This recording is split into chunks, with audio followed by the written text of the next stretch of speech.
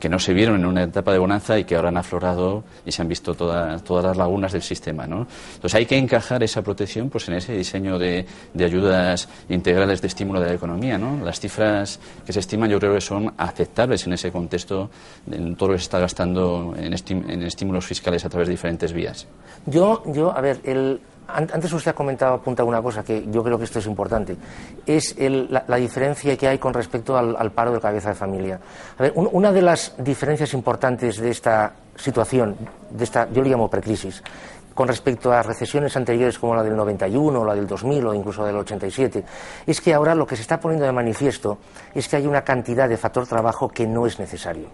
Explique eso, por favor. Sí, es decir, hasta los años 80, crecimiento económico, es decir, aumento del PIB y empleo iban de la mano.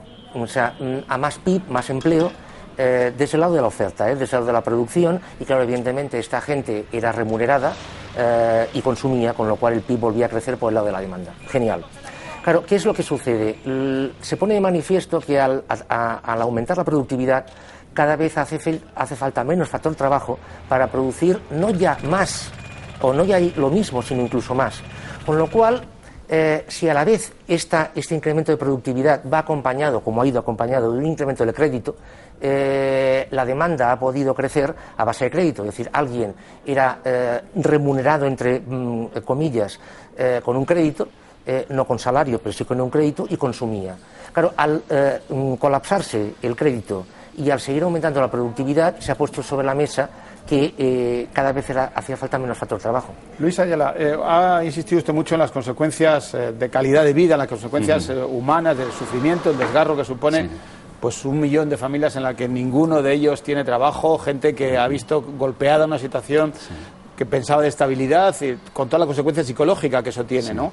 Digamos que tenemos en España un sistema de solidaridad, de colaboración, de apoyo, de socorro, podríamos decir, a esa gente más damnificada.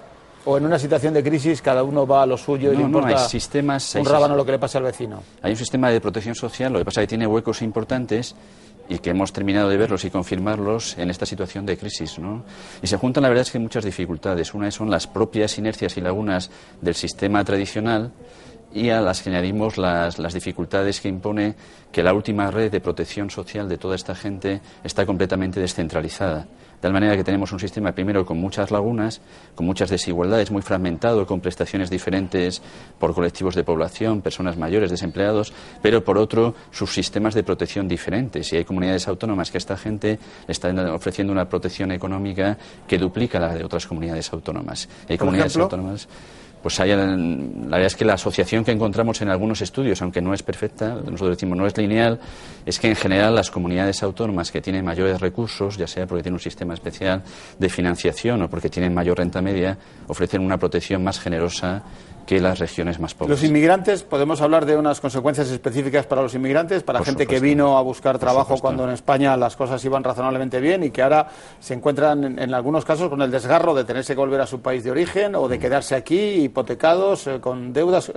Ese sector de los inmigrantes, ¿cómo está sufriendo la crisis? Por supuesto lo está sufriendo, ¿no? Porque en un año más de 500.000 de inmigrantes han perdido sus puestos de trabajo, lo que es una realidad muy significativa y notable. Y una buena parte de estos inmigrantes habían entrado ya en los canales normal de consumo y de acceso a la riqueza de otros hogares españoles, ¿no? En España tenemos, que no es un dato muy conocido, más de 500.000 de inmigrantes que tienen hipotecas en sus viviendas, ¿no? Más de 500.000 de inmigrantes. Más de 500.000 de inmigrantes tienen créditos hipotecarios, ¿no? Entonces, en este contexto, lógicamente, afrontan un doble o triple proceso de vulnerabilidad, ¿no? La falta de... Santiago, podemos decir... en esta crisis hay ricos que siguen siéndolo, hay algunos ricos que han dejado de serlo, hay gente que es pobre y no lo era. La clase media, que es algo que siempre se ha definido como un factor de estabilidad. Un país va bien si tiene una buena clase media, ¿no? Se decía que Argentina empezó a entrar en crisis cuando desapareció la clase media.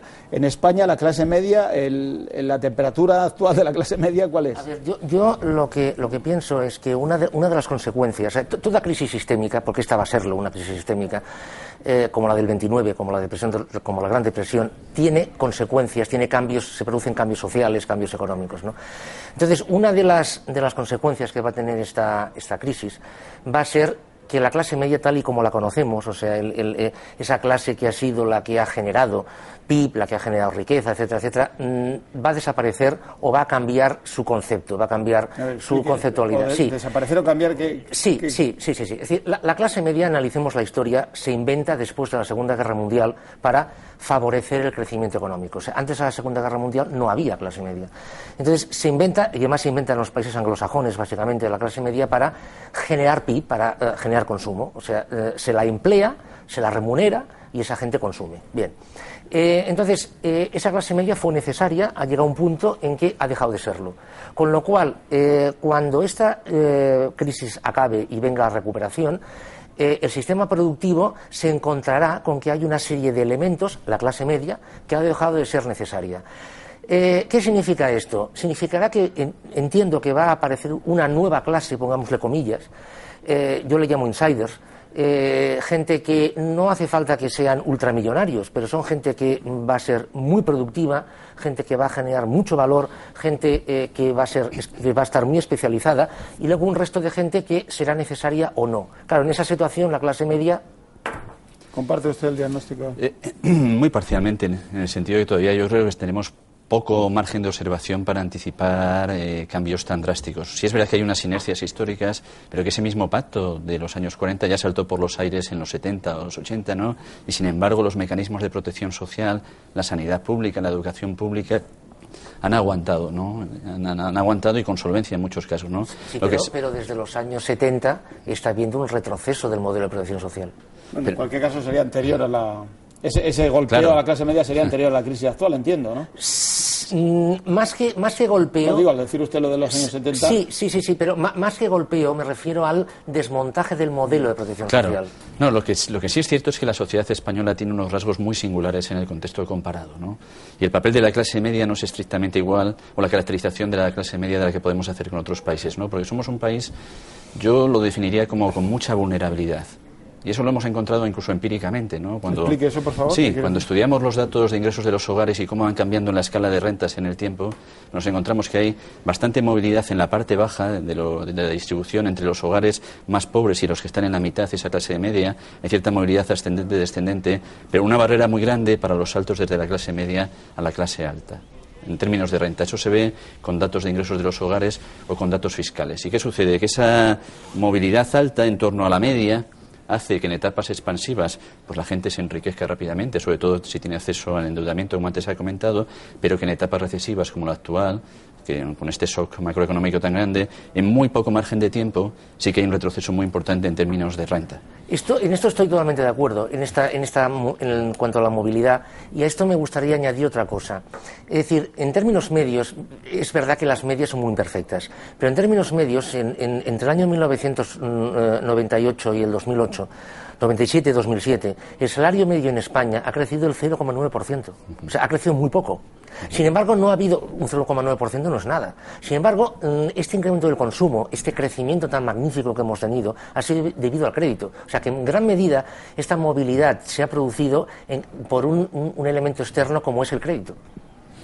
Vamos a otro aspecto, ya que habla usted del crédito. La banca española está, digamos, el papel que está teniendo en esta situación de crisis está ayudando a salir de ella, está, digamos, una posición muy segurola, si se me permite la expresión de decir riesgo cero o menos cero.